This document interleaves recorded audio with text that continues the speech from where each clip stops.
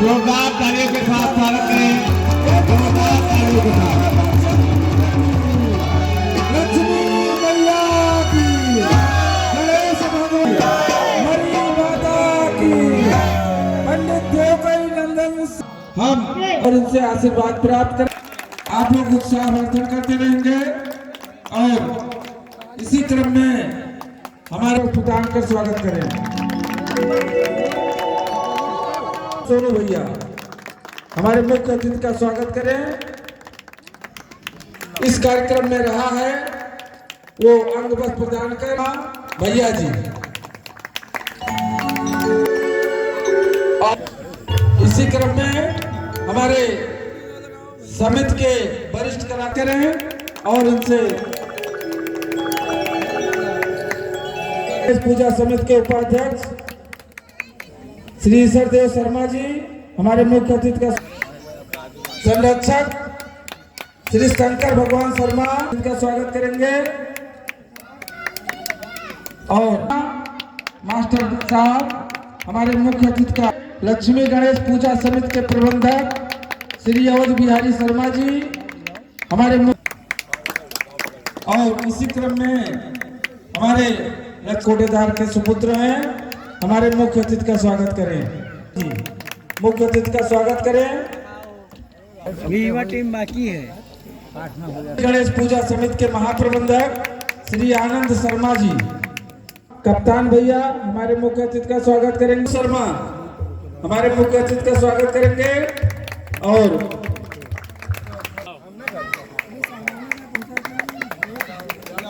दीप शर्मा जी हमारे मुख्य अतिथि का स्वागत करेंगे। मंच व्यवस्थापक संचालक हैं, ये हमारे मुख्य अतिथि का स्वागत करेंगे। हेलो, हाँ, हम चाहेंगे हमारे रामलीला कमेटी के अतिथि का स्वागत करके आशीर्वाद प्रदान करेंगे। धन्यवाद। वकील शर्मा और कलाकार अध्यक्ष पंडित नूर अमल शर्मा अतिथि का स्वागत करेंगे और हमारे वरिष्ठ कलाकार कार्यक्रम के मुख्य पदाधिकारी श्री राकेश कुमार शर्मा शेरा भैया और पंडित धनीराम शर्मा जी और श्री दिव्यांश शर्मा उप प्रभारी मुख्य अतिथि का स्वागत करेंगे। और हमारे इस मंच में अपना स्थान रखने वाले युवा श्री आनंद शर्मा जी और सुरक्षा समिति में अमन शर्मा जी,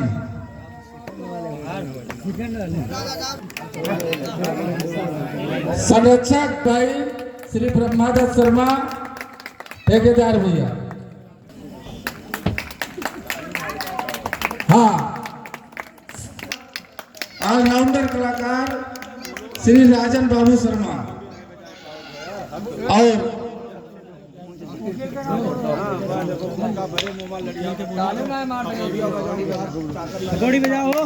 वकील शर्मा हमारे मुख्य अतिथि का स्वागत करेंगे। हाँ, हमारे कोटेदार इस कार्यक्रम को सुचारू रूप से चलवाने में अपने हमारे मुख्य अतिथि का स्वागत करेंगे पंडित राम समारे शर्मा जी, लक्ष्मी गणेश पूजा एवं रामलीला समिति के श्री ब्रह्मादेव शर्मा जी, हमारे मुख्य अतिथि का स्वागत करेंगे। श्री रामबरन शर्मा जी हमारे मुख्य अतिथि का स्वागत करेंगे और उनको आशीर्वाद देंगे कि भगवान उनको उनकी हर मनोकामना पूर्ण करें। सभी लोग फोटो खिंचवाएगा। हाँ, प्रबंधक श्री अवध बिहारी शर्मा जी। तो इस प्रांगण में जितने लोग हैं मैं उनका दिल से और दिल की अनंत गहराइयों से स्वागत एवं अभिनंदन करता हूं। इसके बाद में समस्त बड़े लोगों के चरणों में सतकोट बार अभिनंदन करता हूं। जो हमारे भाई बंधु लोग हैं उनको मैं नमस्कार प्रणाम करता हूं और जो छोटे बच्चे हैं उनको मेरी तरफ से प्यार भरा आशीर्वाद है। ये मंच के बारे में जैसा कि अभी आपने पहले ही चाचा श्री के द्वारा बताया गया कि मैं इसको पिछले 4 सालों से इसका उद्घाटन कर रहा हूँ। इस क्रम में मैं आप सभी को अगर अवगत करूँ तो वो ये है, एक उदाहरण दूँ कि जब कोई तिनका हवा में उड़ करके और आकाश मार्ग तक का सफ़र तय करता है तो लोग कहते हैं कि वो तिनका जो है आकाश मार्ग में पहुंच गया, बहुत ऊंचाइयों तक सफ़र कर रहा है, लेकिन दरअसल में उस तिनका को ऊंचाई पे ले जाने का जो श्रेय है वो है हवा का। मुझे आप लोग इस काबिल समझते हो, इस लायक समझते हो, इस योग्य समझते हो, इतना सम्मान दिया है आप लोगों ने, तो मुझे इसके काबिल, मैं तो एक तिनका हूँ, आप सभी लोग मेरे लिए हवा के समान काम कर रहे हैं और हम जैसे तिनके को आप यहाँ से उठा करके और आकाश तक सफ़र करने के लिए जो आशीर्वाद प्रदान कर रहे हैं, ये जीवन सदा आप लोगों का ऋणी रहेगा, अनुग्रहित रहेगा। क्योंकि सम्मान, पैसा होना अलग मैटर है, सम्मान होना अलग मैटर है। सम्मान एक बहुत ही मोस्ट रिस्पेक्टेड पार्ट होता है इंसान का। और जैसा कि मैं ज़्यादा कुछ संदेश देने के योग्य नहीं हूँ, क्योंकि मैं इसी गांव में पला बड़ा हूँ, इसी गांव में खेला कूदा हूँ, आज भी हूँ, तो मैं अगर आज इस किसी छोटे से मुकाम पे आया हूँ, उसके पीछे भी आपकी दुआएं और मेरे माता पिता का आशीर्वाद, उनका त्याग, आप सभी का प्यार काम कर रहा है, तभी शायद मैं आज यहाँ पे हूँ। लेकिन अभी जब आप लोग माल्यार्पण कर रहे थे तो मुझे लग रहा था कि बार बार मालाएं कम पड़ रही थी और बार बार मुझे देना पड़ रहा था और माल्यार्पण हो रहा था। तो ये जो प्यार है, जो स्नेह है, ये कहीं 1-8 लाख लोगों में से कुछ ही लोगों को मिलता है। ये प्रभु की कृपा और आपका आशीर्वाद है। मेरा तो रोल कुछ नहीं है, मैं तो मात्र महज एक तिनका हूँ। मुझे उड़ाने का जो पूरा का पूरा श्रेय है वो सिर्फ आप लोगों का है। हम विदाउट आपके आशीर्वाद के कुछ नहीं हैं। अब हम बात करते हैं, मुझे बोलने में या कुछ कहने में, सुनाने में थोड़ा सा झिझक है, क्योंकि मैंने पहले बताया कि मैं इसी गांव में पैदा हुआ हूं, पला बड़ा हूं। तो मुझे लगता है कि मेरे बहुत सारे बड़े भाई हैं, पिता हैं, चाचा हैं, ताऊ हैं, छोटे भाई हैं, तो उनको बोलने के सामने मेरी जो भाषा शैली है वो लड़खड़ा रही है, लेकिन फिर भी मैं बोलने का साहस करूँगा और ज़्यादा नहीं 10 मिनट मैक्सिमम टाइम लूँगा। अगर इसमें कोई त्रुटि हो जाए तो उसके लिए मैं आप सभी से दिल से और दिल की गहराई से माफ़ी चाहूँगा। अभी हम लोगों ने कल रामलीला मंचन समाप्त किया। उस रामलीला मंचन में आपने देखा कि रावण का जो परिवार था, जो कुनबा था, वो कैसे जो भगवान त्रिलोकीनाथ स्वयं भगवान श्री राम के हाथों से कैसे बिखरा। हमारी जो अपनी समझ है, लोगों की पर्सनल अपनी अपनी राय है, लेकिन मेरी अपनी पर्सनल समझ ये है कि जो रावण, जब भी कोई इंसान, चाहे रावण हो चाहे कोई XYZ हो, हमको इससे ये सीख लेने की ज़रूरत है कि रावण भी पहले एक आम बालक हुआ करता रहा करता होगा और आज उसने बहुत सारी महानता को अचीव किया और पूरे त्रिभुवन में उसका नाम विख्यात हुआ। उसने बहुत सारी चीज़ों को, ऐसी कोई चीज़ नहीं जिसको उसने हासिल ना किया हो। काल वगैरह को बंदी गृह में डाल दिया, जो भी है सारी चीज़ें आप लोग पूर्व से ही अवगत हैं। लेकिन इसके पीछे का जो खेल है सारा, वो खेल सिर्फ त्रिलोकीनाथ का है और त्रिलोकीनाथ होकर के वो खेल रचा रहे हैं। मैं कल देख रहा था लीला का मंचन कि कोई मेघनाथ आ रहा है, कोई इंद्रजीत आ रहा है, कोई रावण आ रहा है। वो क्या है, वो चाहे तो प्रभु है, त्रिलोकीनाथ है, उन्हीं की माया है, उनकी माया से सब कुछ है। वो चाहते तो एक बाण में सारा खेल खत्म कर सकते थे, लेकिन नहीं, उन्होंने ही उसे बनाया है और उन्होंने ही उसे बिगाड़ने का भी ठेका लिया है। मतलब मेरा कहने का जो तात्पर्य है वो ये है कि चाहे वो रावण हो, कंस हो, XYZ और कोई भी महान विभूतियाँ हों, जितनी भी महान विभूतियाँ इस धरा पे आई, सबको प्रभु ने नॉर्मल इंसान पैदा किया। बाद में उन्होंने महानता को प्राप्त किया और प्राप्त करने में भी प्रभु की कृपा थी और उन्हें मिटाने में भी प्रभु की कृपा थी।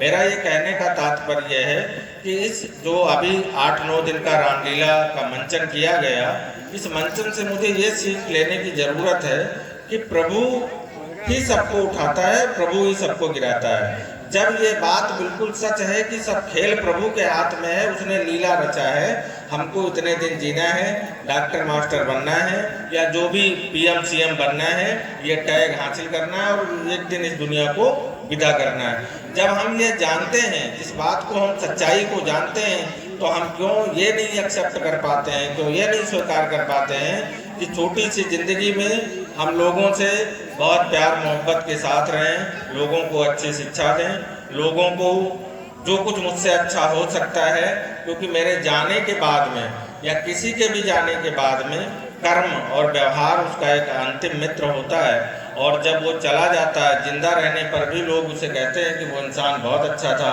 और जब ख़त्म हो जाता है तब भी लोग कहते हैं इंसान बहुत अच्छा था।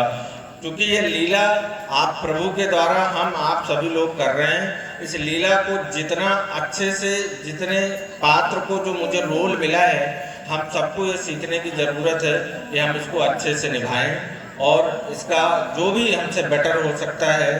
क्योंकि मेरा ये मानना है कि we wonderful creative of the god, भगवान की सबसे सुंदर बनाई हुई संरचना में से एक इंसान की संरचना है।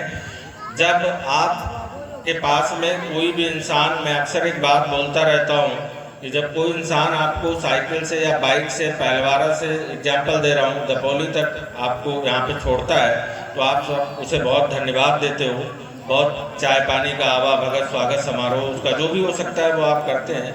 तो जिस परमात्मा ने इतनी स्वर्णिम जिंदगी आपको दी है, उसको भी धन्यवाद देने की ज़रूरत है। अपने माता पिता को धन्यवाद देने की ज़रूरत है, जो आपको इस काबिल में एक निवेदन, जो आपको इस काबिल बनाता है। लेकिन उसमें मैं एक निवेदन करूंगा, जहाँ तक मुझे लगता है, जो मैंने बहुत टाइम देखा भी है, ऑब्जर्व भी किया, महसूस किया, और वो ये है कि ये चूँकि सोशल मीडिया का युग है, तो जो हमारी नई जनरेशन है उनसे मैं अनुरोध करना चाहता हूँ, जो नई पीढ़ी के लोग हैं, कि शिक्षा जो है, एक कहावत है ना कि शिक्षा वो शेरनी का दूध है, जो पिएगा वो दहाड़ेगा।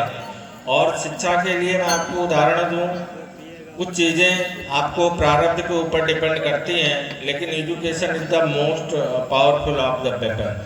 जो शिक्षा है वो बहुत बड़ा हथियार है मनुष्य के जीवन का, और सबको अपने हथियार को बहुत ही अच्छा बनाना चाहिए, तभी आप किसी जंग को जीत सकते हो।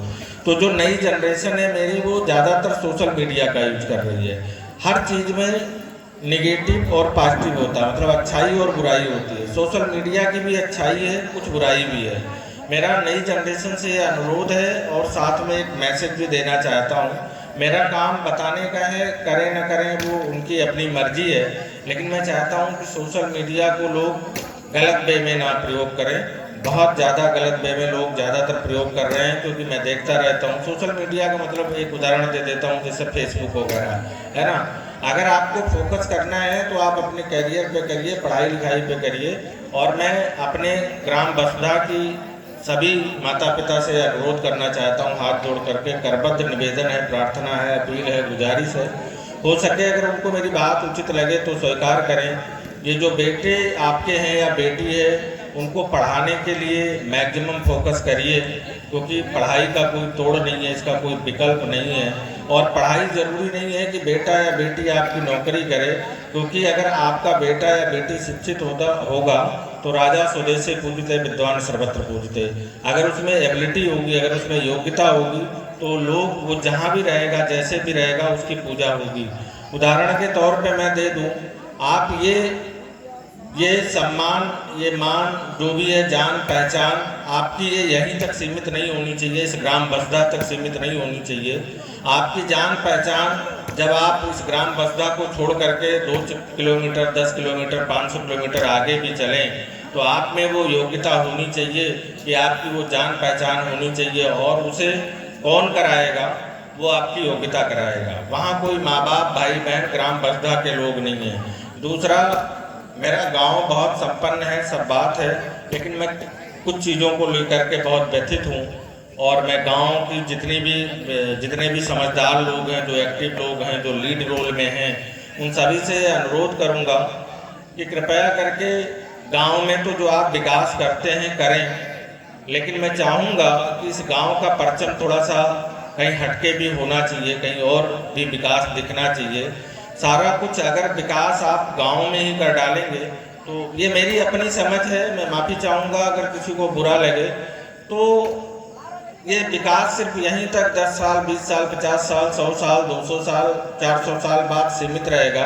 मैं चाहता हूँ जो आज हम लोग 15वीं या जिस भी पीढ़ी में चल रहे हैं बाबा देवकीनंदन के खानदान में, इसको लेकर के हम लोगों को ये जिम्मेदारी है हमारे कंधों पर, और आप सभी की मतलब एक रिस्पॉन्सिबिलिटी भी है। मुझे लगता है हम सभी लोग बराबर के जिम्मेदार लोग हैं, तो इसको हमको ले चलना चाहिए। और मुझे लगता है जो जिसने भी कमाया सब उठा के यहीं लगाया, बाकी आगे की कोई योजना कहीं रणनीति बनाई नहीं। हालांकि हर इंसान की अपनी अपनी प्लानिंग है, अपनी अपनी सोच है, अपनी अपनी समझ है। कोई मेरे फीडबैक का मोहताज नहीं है कि मैं किसी को फीडबैक दूं या मैं इस मंच से, बस मुझे लगता है कि बहुत सारे ऐसे लोग हैं जो चीज़ों को डिजर्व करते हैं, जो आसानी से कर सकते हैं, उनसे मेरा ये अनुरोध है, क्योंकि अच्छाई का रास्ता टफ होता है। जब आप यहाँ से निकलेंगे प्रयागपुर, गोंडा, बहराइच, लखनऊ में, तो हम भी आपके कंपटीशन में कोशिश करेंगे। कंपटीशन हमेशा अच्छी चीज़ों की करना चाहिए। ये नहीं है कि आप हम एक पुड़िया खाते हैं, आप 5 पुड़िया खाओ, ये तो बुराई का कंपटीशन है। भाई आपने लखनऊ मकान बनाया है, हम नहीं लखनऊ बना पाएंगे, पहलवारम बना लेंगे, लेकिन जब आप अच्छा करेंगे तभी तो हम अच्छा करेंगे। पता चला आपने सब कुछ यहीं कर लिया, तो मेरा भी उद्देश्य है कि अगर हम सोच भी रहे थे कि हम पहलवारा में बनाएंगे, तो हम भी यहीं आकर के सिमट गए। करके मेरा हाथ जोड़ करके निवेदन है कि कृपया गांव में रहना, जड़ कायम रखना बहुत अच्छी बात है, बहुत ज़रूरी है, वो होना भी चाहिए, वो बहुत ही इम्पोर्टेंट है। हम उसके लिए एफर्ट नहीं कर सकते हैं। गांव से जुड़े रहना परम सत्य नितांत सत्य बिल्कुल सही, सर्वथा उचित है, कोई एफर्ट नहीं है, कोई खंडन नहीं है इसका मेरे पास में। लेकिन यह भी एक फैक्ट है कि कृपया जो लोग एफर्ट करते हैं आसानी से, वो लोग यहाँ से थोड़ा सा अच्छा करें, तभी हम एक स्वच्छ समाज का और स्वच्छ जगह का, स्वच्छ लोगों का निर्माण कर सकते हैं। क्योंकि ये मेरे कहने सुनने से नहीं, मुझे ये लगता है कि जैसे व्यासपीठ होता है, जो भगवताचार्य होते हैं, जो लोग कथा कहते हैं, वो कथा में बहुत सारी अच्छी बातें कहते हैं। 500 लोग कथा सुनने आते हैं, उसमें से अगर किसी 1-2 ने भी अनुसरण कर लिया तो उनको लगता है मेरी कथा सफल हो गई। अगर हम 4 साल से इसका उद्घाटन कर रहे हैं और अगर मेरी बात का किसी एक पे भी प्रभाव पड़ गया, मैं अगर 10 मिनट 15 मिनट जो भी मेरी समझ है बोल सकता हूँ, बोलता हूँ, अगर किसी एक को भी ये पता, ये मतलब इफेक्ट पड़ा और वो प्रभावित हुआ मेरी बात से, तो शायद एक की वजह से एक, दूसरा दूसरे की वजह से तीसरा, तीसरे की वजह से चौथा, ये चैन सिस्टम बरकरार रहेगा और हमारे गांव का नाम और दिन दूना रात चौगुना आगे की ओर, विकास की ओर अग्रसर रहेगा। मैं अपने परिवार में बहुत कुछ मुझे सीखने को अभी भी देखने को मिलता है। देखो, जिसने भाई बनाया उसने बांट बनाया, आज नहीं तो कल। लेकिन मेरे छोटे भाई जो सुरेश कुमार शर्मा अभी इंजीनियर साहब हैं, उनका मैंने आज देखा, मतलब बड़े भाई के प्रति जो उनका स्नेह देखा, और मेरे घर की चूँकि वो शान है, मान है, अभिमान है, गौरव है, तो सब कुछ है हम लोगों के लिए। और हर डिसीजन में, हर जितना भी बड़ा डिसीजन होता है उसमें वो खड़े होते हैं हम सभी के साथ में, और हम सभी लोग उन पे फक्र भी करते हैं, अभिमान भी करते हैं, घमंड भी करते हैं, और उसको वो फुलफिल भी करते हैं। ऐसा नहीं है कि हम सिर्फ करते हैं, वो फुलफिल नहीं करते हैं। लेकिन जब वो कभी यहाँ पे गाँव पे समय समय पे आते हैं, तो प्रभु ने उनको सब कुछ दिया है, तो उसका उनमें कहीं से कहीं तक भाई के प्रति जो उनका हमने प्रेम मुझे जो देखने को मिलता है, मैं चाहता हूँ इस ग्राम बसुधा में सभी को ऐसे ही भाई मिले, जो भाई के प्रति कहीं से कहीं तक आदमी 1-1 रुपए के लिए भाई को बहुत दिक्कतें करता है, एक दूसरे की बुझाएं काटने को तैयार हो जाता है। मैंने एक चीज़ और समाज में देखा है, जब बेटी की शादी आप करने जाते हो तो बेटे से, जो बेटा वाला होता है, लड़का वाला होता है, उससे पूछते हो, आप लोगों ने नोटिस भी किया होगा इसको, कि भैया ऐसा है, हमारी बेटी की शादी में कितने लोग बाराती आओगे? तो वो कहता है हम 200 लोग आएंगे। तो आप कहते हो नहीं भैया 200 की व्यवस्था नहीं है, आप 150 लोग आ जाओ। तो कहता है अरे हमारी तो 500 की व्यवस्था थी, बहुत खास लोग, ये आपके चक्कर में क्योंकि आप बेटी वाले हो, आप इतना निवेदन कर रहे हो तो हम कह रहे हैं 200 आएंगे। अदरवाइज जो है हम 500 से कम नहीं, हमारे जान पहचान, हम शादी करने के बाद जब वापस आएंगे तो बहुत सारी शिकायतें मिलेंगी कि आपने अपने बेटे की शादी करनी, मुझे बुलाया नहीं। लेकिन वही इंसान जब किसी मैटर में फंस जाता है, जब वही इंसान किसी मामले में फंस जाता है, जब उसका कहीं एक्सीडेंट हो जाता है, तो उसको जब ब्लड देने की जरूरत पड़ती है, तो जो उसके 500 बाराती आने वाले थे उसमें से एक भी आदमी ब्लड देने में उचित नहीं समझता है। जमानत की जरूरत पड़ती है तो उसको 2 आदमी जमानत के लिए नहीं मिलते हैं। ऐसे संपर्क, ऐसे व्यवहार बनाने का क्या मतलब है कि 500 तो आपके साथ बाराती हैं और जब जमानत लेने की बारी आई, जब ब्लड देने के नंबर आया तो पता चला कोई देने वाला ही नहीं है, उनके पास समय ही नहीं है। तो इसका कोई मतलब नहीं है। मैं इस बात को इसलिए कह रहा था क्योंकि मेरे छोटे भाई ने बहुत कुछ अच्छा हम लोगों के लिए करते रहते हैं।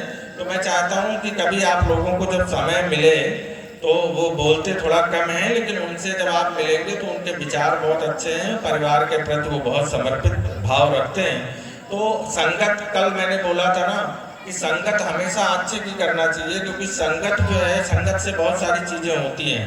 मैंने ये भी उदाहरण दिया था कल कि जब इंसान शमशान को जाता है किसी की दाह संस्कार कर्मकांड में, तो वो जब देखता है तो उसको लगता है यार इस दुनिया में कुछ है नहीं, एक दिन मरना है, कुछ नहीं करेंगे। मंदिर में जाता है तो उसका दिमाग डाइवर्ट होता है और सोचता है मैं पूजा पाठ करूंगा, कुछ बाकी रखा नहीं है। अगर वो कहीं नेता उता से मिलता है तो भी सोचता है यार मैं पढ़ लिख के सब बेकार हूँ, ये डीएम बनकर से कोई मतलब नहीं है। एक नेता विधायक डांट के चला जाता, नेता विधायक होता तो बहुत अच्छा होता।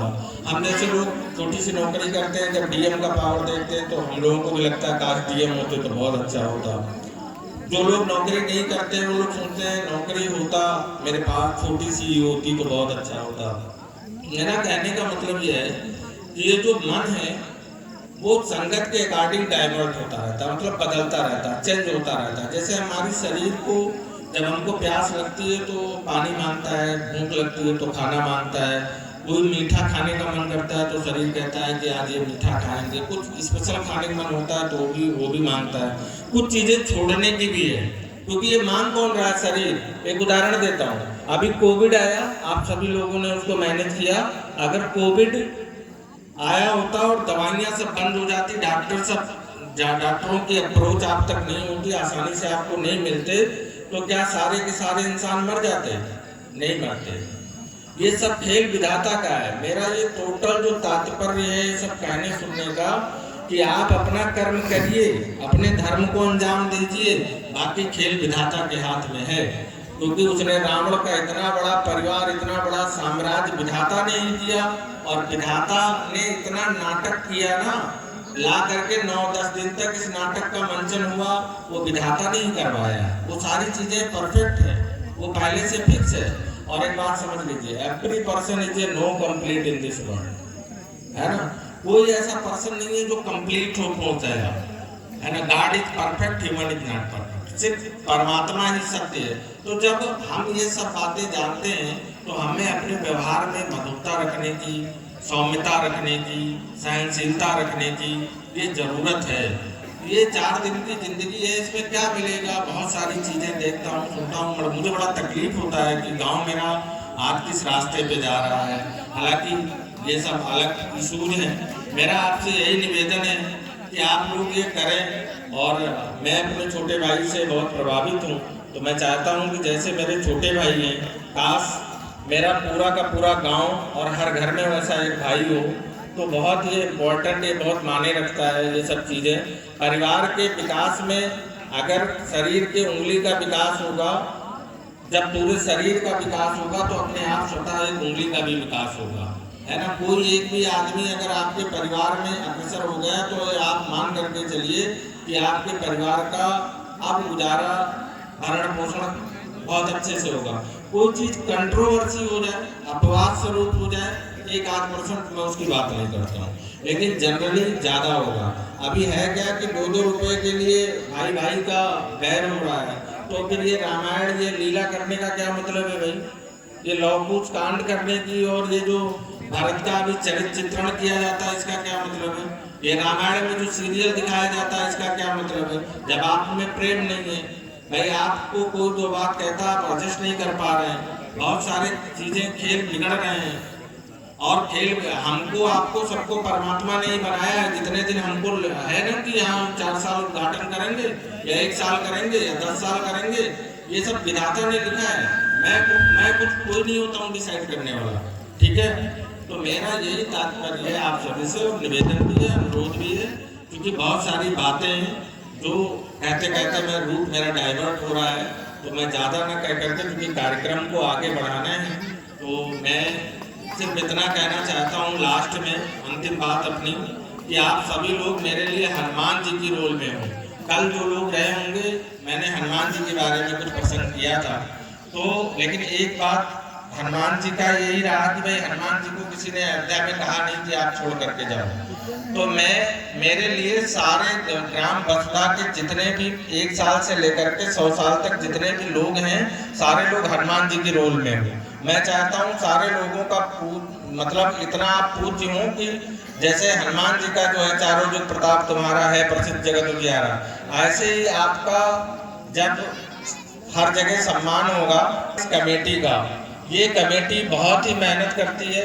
इस क्रम में मैं समस्त ग्राम बसुधा के लोगों से अनुरोध करूंगा कि इनके मनोबल को आप लोग गिरने ना दें, क्योंकि मैं एक बात बताऊं, आप लोगों ने विचार भी किया होगा, आप सभी लोग मुझसे विवेकवान हैं, मेरे पास उतनी समझ नहीं है, उतनी बुद्धि नहीं है कि मैं अपनी बात को अच्छे से रख पाऊं, लेकिन फिर भी रखने का जो साहस रख रहा हूं, और ये अपेक्षा करता हूं कि अगर कोई त्रुटि हो जाएगी तो उसके लिए आप लोग मुझे माफ़ करेंगे, पुत्रवत प्रेम देते हुए माफ़ करेंगे। मैं ये कहना चाह रहा था कि ये जो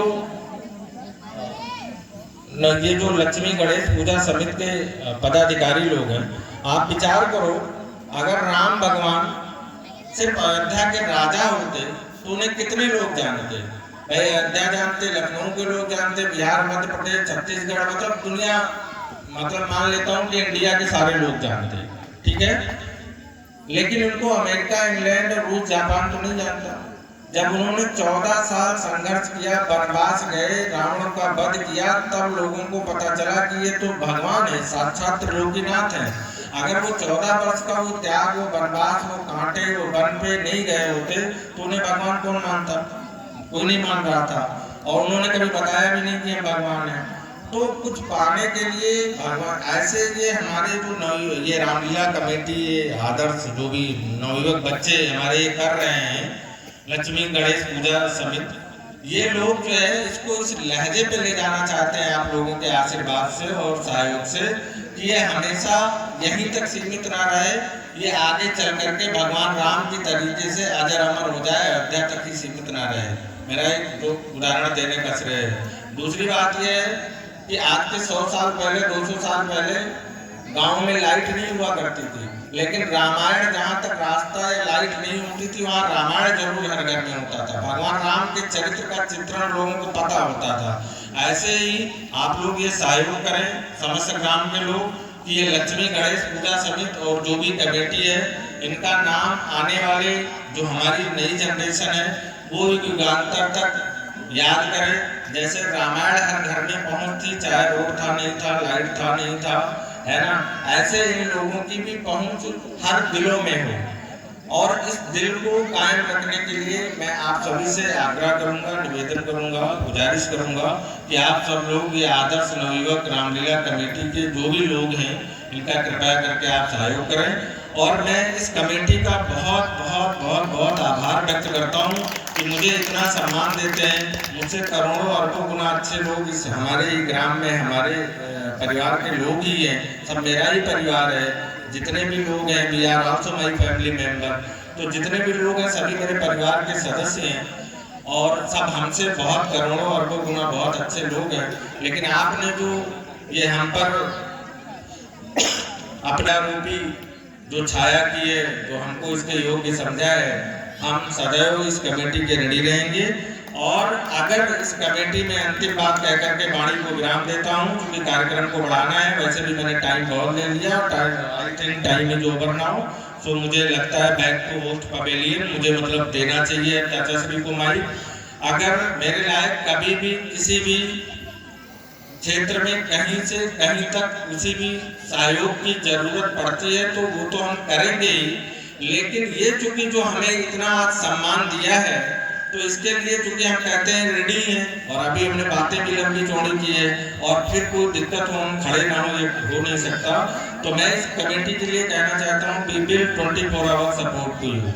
मैं हर तरीके से तन से मन से धन से इस कमेटी के साथ खड़ा हूँ। किसी को चिंतन करने की या चिंता करने की जरूरत, सारी चिंतन करने की जरूरत है, चिंता करने की जरूरत नहीं है।